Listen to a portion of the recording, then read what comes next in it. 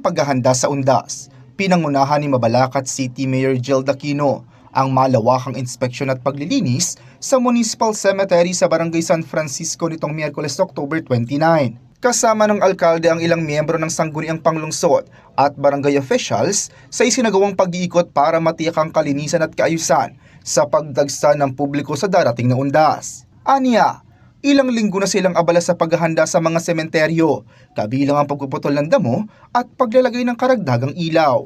Para ilang weeks na po tayo nagpapalinis at nagpapapintura po at pinalakas natin, nagdagdag tayo ng mga ilaw para po sa paghahanda nitong undas na to.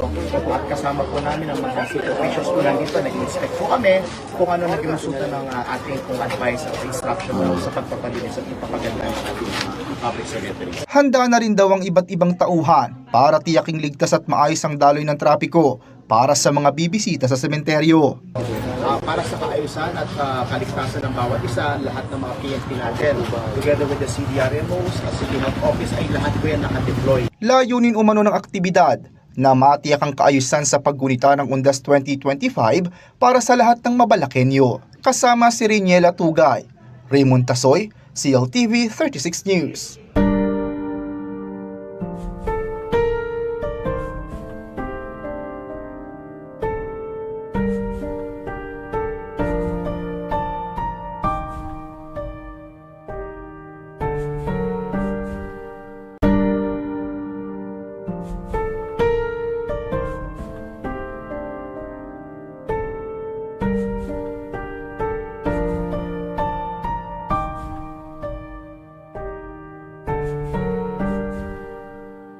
Umaasa raw ang Catholic Bishops' Conference of the Philippines o CBCP na maibabalik ng simbahan at mga mananampalataya ang tunay na kahulugan ng All Hallows Eve o Bisperas ng All Saints Days.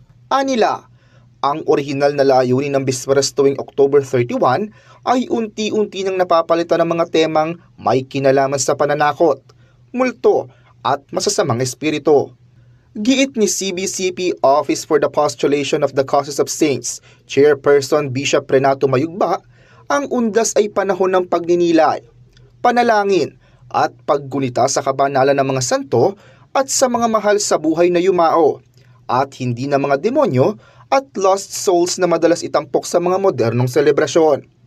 Dagdag pa ng CBCP, tungkulin ng simbahan na ituwid ang paglihis sa tradisyon upang mapanatiling makabuluhan at makadiyos ang pagdiriwang ng undas. Raymond Tasoy, CLTV 36 News.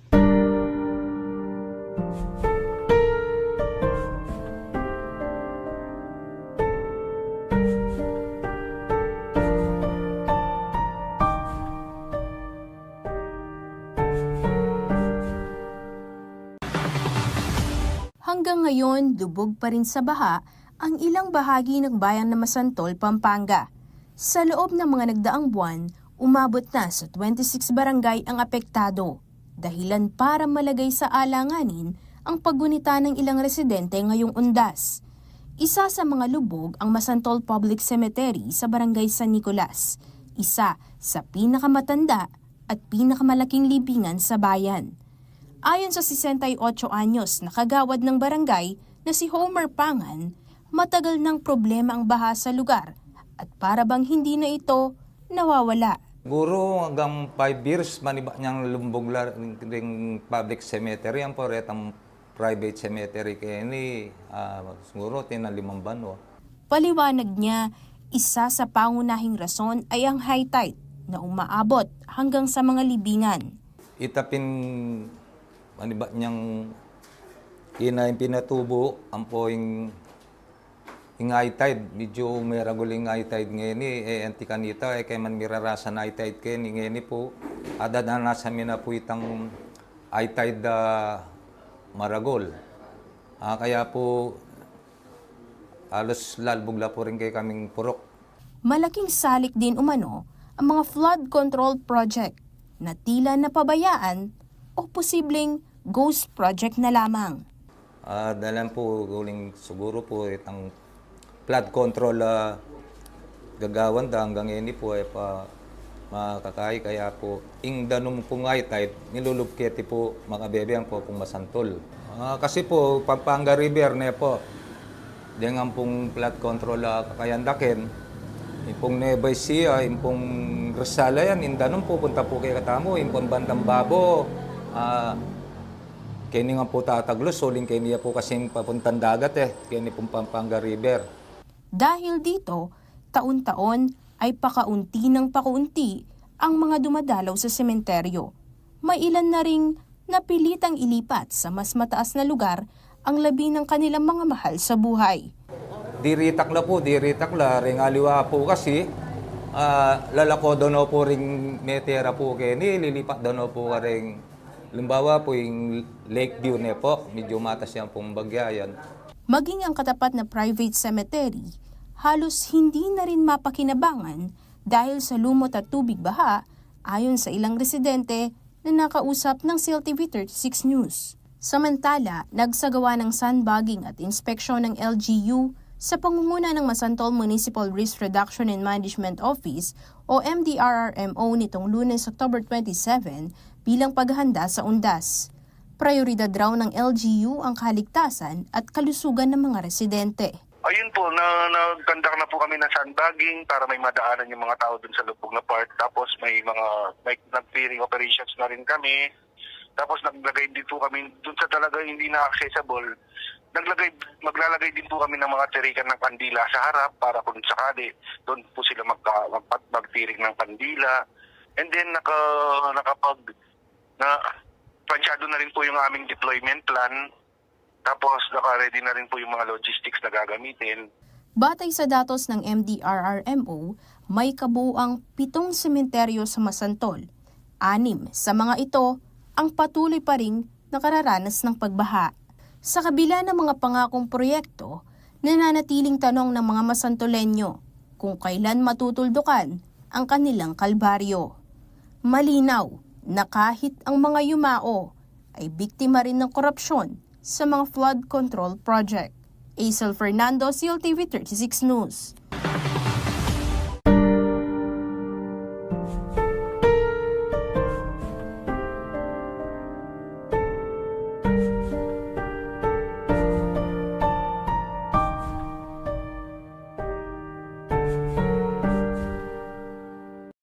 Sa paggunita ng Undas 2025, muling pinalalahanan ng San Fernando City Public Order and Safety Coordinating Office o SIPOSCO ang lahat ng Fernandino at mga bisita na panatilihin ang disiplina, kaayusan at paggalang sa pagdalaw sa mga sementeryo at memorial park. Matagal na ho tayo naganda dyan dahil nga po yung ating remembrance ng ating mga sumakabilang buhay ay ginagawa ho natin taon-taon. Kaya automatic na ho yan sa pamahalaang lokal, especially ho sa aming departamento. Meron na ho kaming mga initial na preparation na ginagawa. As I speak right now, ongoing ho yung pagbaba ng mga logistics namin sa mga crucial areas na babantayan ho natin during the celebration of Undas. Yung pong ating mga sementeryo. Ayon sa HEPE, all systems go na ang preparasyon ng lungsod. Nakabuo na rin sila ng incident management team na binubuo ng mga kinatawan mula sa iba't ibang tanggapan ng local at national government upang matiyak ang kahandaan at mabilis na pagtugon sa anumang sitwasyon. And of course, meron na rin tayong nakabuong incident management team. It's a composition of different departments and agencies from the national government para po tumugon po sa magiging pangangailangan in terms of response sa ating pong mga sementeryo. Tiniyak din ng SIPOSCO ang maayos na koordinasyon sa mga barangay at pribadong sementeryo para sa seguridad ng publiko. Yes, actually, yung ating coordination, it's a combination of coordination with the private sector, yung pong mga private na sementeryo, and likewise naman po yung sa mga barangay. So, again, composite team po yung ating pong magiging deployment. Meron ho tayong kasama sa barangay, meron tayong kasama sa PNP, yung pong sa SAFRO natin, yung sa CDRMO, at pati po yung sa BFP. Sa inilabas na abiso ng SIPOSCO sa kanilang social media account, ilang paalala ang dapat tandaan ng publiko. Alamin ng mga patakaran ng sementeryo o memorial park, tiyaking nasa maayos na kondisyon ng mga sasakyan bago bumiyahe. Iplano ang pagbisita upang maiwasan ng mabigat na trapiko. Gamitin ang carpooling o pampublikong transportasyon kung maaari. At higit sa lahat, sumunod sa mga traffic rerouting at tagubilin ng mga enforcer. Kailangan po talagang iplano po ng maigi yung kanilang pagbiyahe dahil yung we're expecting a substantial increase in the volume of vehicles dahil nga po magsisiuwian po yung ating po mga kababayan sa kanilang mga probinsya at mga syudad. Siguraduhin pong nasa kondisyon po yung kanilang sasakyan and especially po yung kanilang mga sarili. Lalong-lalo na ho kung magmamaneho. Lagi hong isalang-alang yung safety po ng sarili at yung pong magiging kasama nila while nag-travel po sa ating pong mga lansangan ngayong paparating pong undas. Bukod sa trapiko, nagpaalala din ng si POSCO sa mga bibisita na sundin ng mga patakaran sa loob ng mga sementeryo. Kailangan po pag nandun na ho tayo, yun ho talagang purpose ng pagpunta doon ng ating pong gawin. Yung pong ipinagbabawal ng mga administration ng mga cemeteries ay kailangan ho nating sundan para hindi ho tayo magkabirya. Like for example po, yung pagbabawal ho ng pagdadala ng mga deadly weapon, yung pong unnecessary na mga gamit na hindi na dapat dinadala, ay wag na pong dalhin. Dagdag pa ni Clemente, panatilihin din ang kalinisan ng sementeryo at huwag iasa ito sa iba. Kailangan po, observe din po yung kalinisan po within our cemeteries. Alisin na po sa kaisipan nila na yung thinking na mayroong maglilinis para sa kanila. Mas mainam po sana na after po nilang makapag-celebrate ng kanilang ng undas ay maging malinis din po pagalis po nila sa kanilang mga puntod na pinupuntahan. Kasama si Aisel Fernando, Bryce Oracion, CLTV 36 News.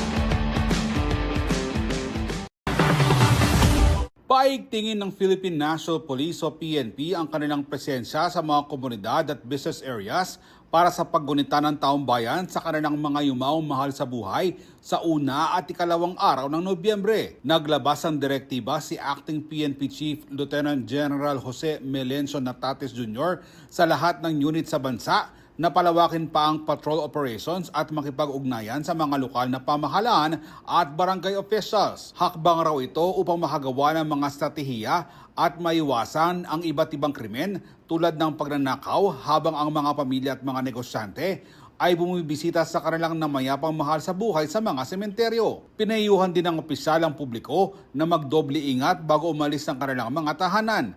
Tiyakin raw na nakalakang mga pinto at mga bintana. Huwag kalimutang mag-unplug ng mga appliances at ipaalam sa mga kapitbahay at barangay officials kung aalis. Kaagad ding magsumbong sa mga otoridad, tumawag sa hotlines o sa social media kung may mapapansing kahina-hinala. Aabot sa 31,200 PNP personnel ang ide-deploy sa 5,065 na sementeryo, memorial parks, columbaria, maging ng mga pangunahing lansangan mula October 29 hanggang November 3 bilang bahagi ng PNP security operations sa undas. Suportado naman ang kapulisan ng 11,700 members ng Armed Forces of the Philippines, Bureau of Fire Protection at Philippine Coast Guard. May karagdagan din na 29,900 force multipliers tulad ng barangay tanods, radio groups at NGOs na aalalay din para siguruhin ang ligtas na undas. May nakaposisyon din na 5,169 na police assistance desk sa buong bansa na antabay sa publiko bukod pa sa mabilis na responde kung kinakailangan. Tututukan din ang daloy ng trapiko upang maging maayos at mapayapa ang paggunita ng Todos los Santos ng taong bayan. Samantala sa October 31, nakatakdang itaas sa full alert ang PNP sa National Capital Region. Ako si Jody Dizon Mercado para sa CLTV 36 News. Muling ipapatupad ng Metro Pacific Tollways Corporation o MPTC ang Motorist Assistance Program nito bilang bahagi ng paghahanda para sa kaligtasan at maayos sa biyahe ng mga motorista at commuters sa undas. Ilalarga na ang biyaheng arangkada ng MPTC Miyerkules, October 29 hanggang Lunes, November 3 na may layuning paigtingin ng safety operations sa pamamagitan ng personal deployment, 24/7 na traffic monitoring at kahandaan ng quick response teams. Ang MPTC ang operator at maintenance provider ng North Luzon Expressway o NLEX, Subic-Clark-Tarlac Expressway o SCTEX, NLEX Connector, Cavite-Laguna Expressway o CALAX, Manila-Cavite Expressway o Cavitex at Cebu-Cordova Link Expressway o CCLEX.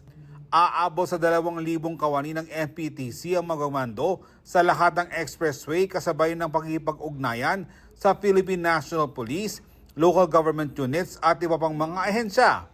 Magsasanib naman ang MPTC at ang PEA Tollway Corporation na subsidiary ng Philippine Reclamation Authority sa pangangasiwa ng Cavitex.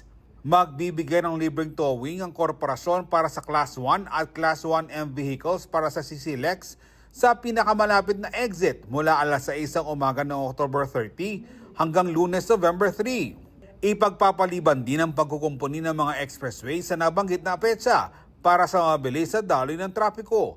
Maghahatid ng libreng tubig, libreng wifi at charging station sa mga piling lugar ang MVP Group na kinabibilangan ng MPTC. Maaari ding gamitin ng MPT Drive Hub app para sa real-time traffic updates, reloading ng RFID at road assistance. Payo nito na planuhing mabuti ang gagawing biyahe at iwasan ng peak hours, partikular sa Miyerkules ng hapon, Huwebes ng hapon hanggang Biyernes ng gabi, umaga ng November 1, hapon ng November 2 at umaga hanggang tanghali ng November 3. Ako si Jody Dizon Mercado para sa CLTV 36 News.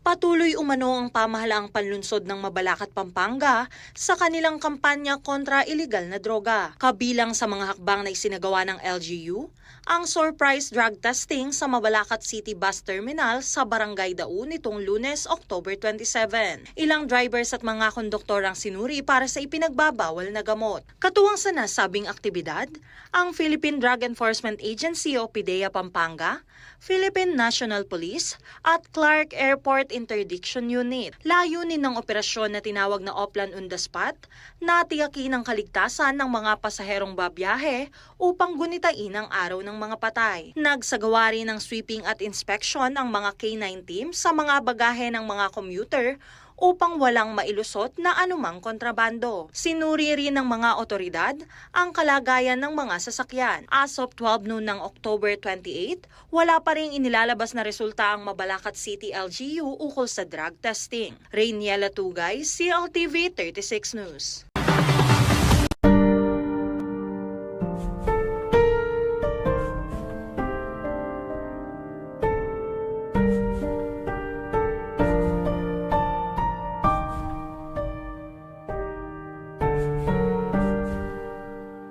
Mahigit 2,200 volunteers ng Philippine Red Cross o PRC ang nakadeploy sa iba't ibang panig ng bansa para tiyakin ang ligtas at maayos sa paggunita ng undas simula October 30 hanggang November 2. Ayon kay Gwendolyn Pang, Secretary General ng PRC, 2 linggo nang naghahanda ang organisasyon kabilang ang paglilista ng volunteers, refresher trainings, briefings at orientations para sa mga itatalagang team. May kabuuang 295 first aid stations ang itatayo ng PRC sa mga sementeryo at pampublikong lugar, mula naman sa 170 ambulansya, 66 ang nakadeploy, habang naka-standby naman ang iba pa para sa emergency response. Magkakaroon din ng 100 foot patrol team sa mga lugar na hindi madadaanan ng mga sakyan, gaya ng makikipot na sementeryo, resorts at matataong lugar. May 59 na mobile units din at 155 welfare desks sa mga piling lugar sa bansa. Pupwesto ang mga volunteers sa 200 sementeryo, kabilang na ang 25 lugar na malapit sa mga sikat at tourist spots. May mga pwesto rin ng PRC sa airports, seaports, highways, bus terminals, barangay halls at mga gasolinahan. Tututok ang welfare desk sa mga batang nawawala o mga individual na kailangang makontak ang kanilang mga kaanak, pati na rin sa mga nawawalang gamit. may pagkain din na ibibigay sa mga na-stranded na pasahero. Noong nakarang taon, umabot sa 11,000 katao ang natulungan ng PRC. Karamihan sa kanila ay may minor injuries tulad ng galos, paso, kagat ng insekto, pagkahilo, pananakit ng dibdib at alta presyon. Habang ang mga malubhang mga kaso ay kaagad na dinala sa pagamutan. Pinayuhan ni Pang ang publiko na tiyakin ang malusog na pangangatawan, siguraduhin ding nakasara ang tahanan bago umalis at travel ready na ang inyong mga sakyan bago bumiyahe. Iwasan din ang pag-post ng travel plan sa SOCMED at ihabilin ang iiwang bahay sa pinagkakatiwalaang kapitbahay o kamag-anak. Para sa anumang emergency, maaaring tumawag sa PRC Hotline 143 para sa agarang tugon. Ako si Jody Dizon Mercado para sa CLTV 36 News.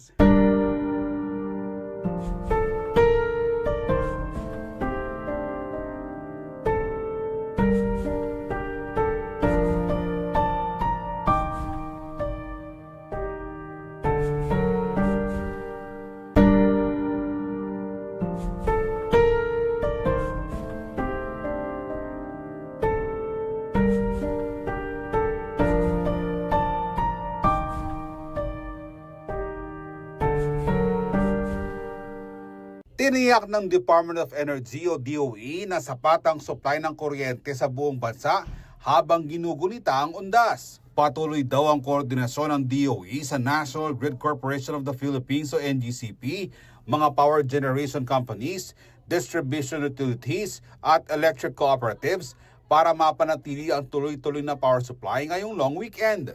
May nakahandang contingency measures na raw sakaling tumaas ang demand o magkaroon ng localized power interruptions.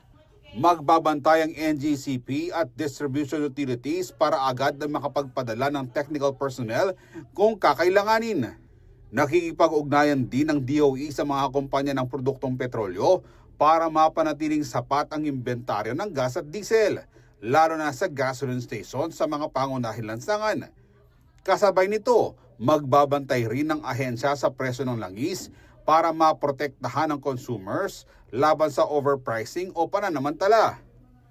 Para naman sa electric vehicle owners, may access sila sa 1,223 charging ports sa buong bansa. Kabilang ang 706 sa NCR, 268 sa North at South Luzon, 221 sa Visayas at 28 sa Mindanao. Pinaalalahanan din ng DOE ang publiko na maging maingat at matipid sa paggamit ng enerhiya, lalo na kung aalis ng bahay ng matagal. I-unplug ang mga appliances para iwas phantom load at siguraduhin ang maayos sa electrical connections para makaiwas sa short circuit at sunog. Pinapayuhan din ng mga motorista na magplano ng biyahe, i-check ang sasakyan para sa fuel efficiency at kung maaari, mag-carpool o gumamit ng public transport. Sa mga sementeryo naman, gumamit ng ilaw na matipid sa kuryente at itapon ng tama ang mga baterya. Kasabay ng pag-alala sa mga namayapang mahal sa buhay, hinihikayat ang DOE ang lahat na isabuhay ang energy efficiency at tumulong sa pangangalaga ng kalikasan para sa mas sustainable na kinabukasan. Ako si Jody Dizon Mercado para sa CLTV 36 News.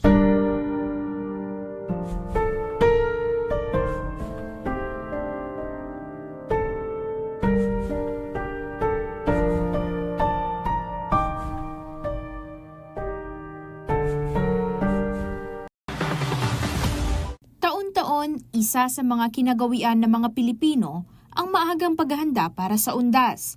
Kabilang dito ang paglilinis ng mga puntod, pamimili ng kandila at bulaklak, pati na rin ang pagpipinta ng nicho ng kanilang mga yumaong mahal sa buhay. Ngunit ngayong taon, kakaunti pa lamang ang mga nakikitang naglilinis sa Campo Santo de San Fernando, isa sa old cemetery sa lungsod ng San Fernando, Pampanga. Ilang araw bago ang undas, ganito ang sitwasyon dito sa Campo Santo de San Fernando sa Pampanga. Umabot hanggang ilalim ng tuhod ang baha, bunsod ng sunod-sunod na pag-ulan nitong mga nakarang araw. Ayon kay RJ Rivera, isa sa mga caretakers sa Campo Santo, mahigit 10 taon na siyang naglilingkod sa sementeryo, ngunit ito raw ang unang pagkakataon na naranasan nilang bahain ang lugar. Sabi mo po, ang bagyong may magdato. Kahit na pong lunes, minuran na naman. Atin po nila kahit. Pero may kinati na po yun, hindi tangay ang bagyong ito. Kaya po may diretso na naman dyan. Dagdag pa niya, marami na sana ang nagsimula ng maglinis ng mga puntod kung hindi lamang naapektuhan ng baha ang libingan. Para mong patsi undas, nakal na po rin makatambay. Kung alam dyan. Pero kung atong dyan, malagad na lang po rin ang alwahan. Sa kabila nito, may ilan pa ring nagpupunta sa sementeryo upang masimulan na ang kanilang paghahanda. Gaya ni Tatay Christopher, na abala sa paglilinis at pagpipintura ng isang museleo. Kwento niya, maaga nilang sinimula ng paglilinis upang makaiwas sa dagsa ng mga tao sa mga susunod na araw at hindi gahulin sa oras. 10 years na kayo pong maglinis kayo ng musteleo na po ng boss me. Yan pa po mo ikadalom kayo ng harap kayo. Masakit po, huling makalubog po. Na po ngalagay sa kayo kaya makalog. Punta po kasing malapit na yung undas. Masakit na po yung maglinis. Bakanta po kaya matagal kayong oras. Ang Campo Santo de San Fernando ay nasa ilalim ng pamamahala ng Archdiocese ng City of San Fernando. Sa kasalukuyan, nagsasagawa na ng mga akbangang pamunuan upang maibsan ang epekto ng baha. Patuloy nilang pinapampang tubig baha palabas ng sementeryo upang matiyak na magiging ligtas at malinis ang lugar bago pa man ang November 1. Samantala, patuloy pang nakikipag-ugnayan ang CLTV 36 News para sa opisyal na pahayag ng Archdiocese kaugnay sa sitwasyon ng sementeryo at iba pang mga ginagawang hakbang sa paghahanda para sa undas. Aisel Fernando, CLTV 36 News. Kasabay ng inaasahang pag-uwi ng libo-libong Pinoy sa kani-kanilang probinsya upang gunitain ang undas, nakahanda na ang mga otoridad para tiyaking ligtas at maayos ang magiging pagdagsa ng mga tao sa sementeryo, pantalan, paliparan at lansangan sa buong bansa. Sa isinagawang media forum ng Department of the Interior and Local Government at Philippine National Police nitong Martes, October 28, inihayag na mahigit 50,000 police personnel ang ide-deploy sa iba't ibang lugar sa bansa. Mula rito, higit 2,000 ang itatalaga sa mga airport, 1,771 sa mga bus terminal at mahigit din 1,000 sa mga pantalan upang umalalay sa dagsa ng mga biyahero. Samantala, pinakamarami ang ia-assign sa mga sementeryo at kolumbarya kung saan halos 36,000 na pulis ang magbabantay para mapanatili ang kaayusan. Hindi rin pababayaan ang mga motorista dahil nasa mahigit 6,000 personnel ang itatalaga sa motorist assistance hubs at pangunahing lansangan para sa traffic at road safety. Bukod sa PNP, may dagdag pang 16,592 uniformed personnel mula sa Bureau of Fire Protection, Armed Forces of the Philippines, Philippine Coast Guard at iba pang ahensya na tutugon sa emergency at public assistance. Kasama rin sa pagbabantay ang halos 46,000 na force multipliers mula sa mga hanay ng barangay tanod, radio groups at civic organization. Kaugnay nito, naka-heightened alert o code blue na ang BFP at PNP simula nitong Martes, October 28. Itataas ito sa code red o full alert status pagsapit ng October 30 hanggang November 2. Raymond Tasoy, CLTV 36 News.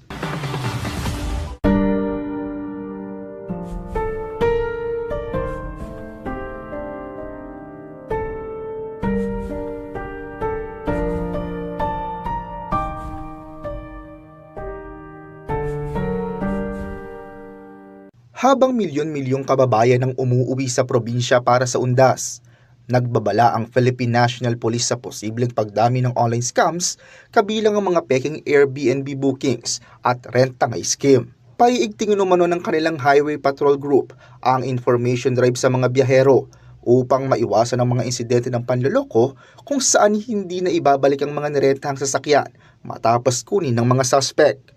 Maglalabas din ng advisory ang Anti-Cybercrime Group para gabayan ang mga uuwi sa probinsya at magbabakasyon, lalo na sa mga online booking platforms na masyadong mura at kahina-hinala. Bahagi umano ito ng direktiba para matiyak ang ligtas, maayos at scam-free na Undas 2025, kasabay ng patuloy na paalala na magdoble ingat sa anumang alok na umano'y too good to be true. Tiniyak din ng PNP na tuloy-tuloy ang checkpoint operations at anti-crime patrol sa buong bansa upang mapanatili ang pagbaba ng mga kaso ng pagnanakaw, robbery at car theft sa panahon ng undas. Nanawagan din sila na agad i-report ang anumang kahina-hinalang aktibidad upang hindi makalusot ang mga scammer. Raymond Tasoy, CLTV 36 News.